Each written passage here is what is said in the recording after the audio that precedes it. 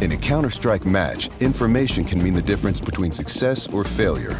As a result, smoke grenades have become a cornerstone of team tactics.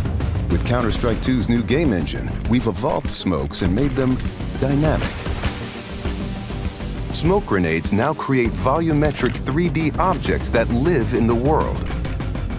Now, not only do all players see the same smoke regardless of position, but the smoke can interact with the environment in interesting ways. It reacts to lighting, grows to fill spaces naturally. The shape of the smoke cloud can be pushed and carved by bullets and grenades. In Counter-Strike 2, smoke grenades provide even more tactical opportunities. They're just going to look and play better.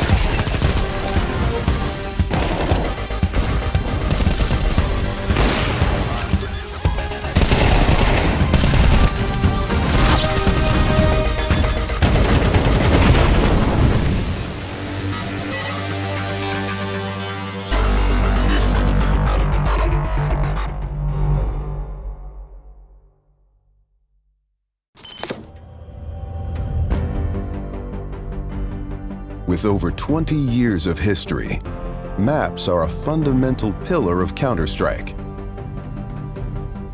And in Counter-Strike 2, maps are getting a new look. But don't worry, you can still bring along your countless hours honing strategies and exploiting every corner and crevice. We took 3 approaches to improving maps while retaining their rich legacy.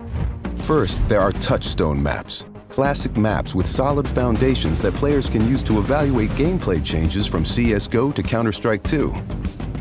These have improvements to lighting and character read, but otherwise haven't been changed. Next, we have upgrades. These are maps that use new Source 2 lighting, including a physically based rendering system that produces realistic materials, lighting, and reflections. And finally, overhauls. The oldest maps have been fully rebuilt from the ground up, leveraging all of the Source 2 tools and rendering features. These tools will be available for community map makers to make it easier to build, experiment, and iterate. With upgrades to lighting, player read, and materials in Counter-Strike 2, even the familiar will feel brand new.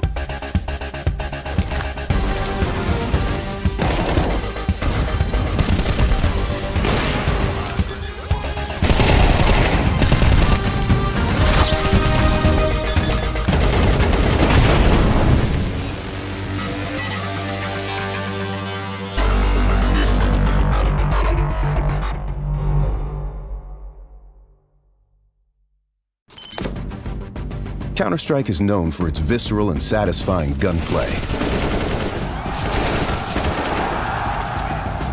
Now, firing a weapon looks pretty simple. You click your mouse, your character shoots, your target takes damage.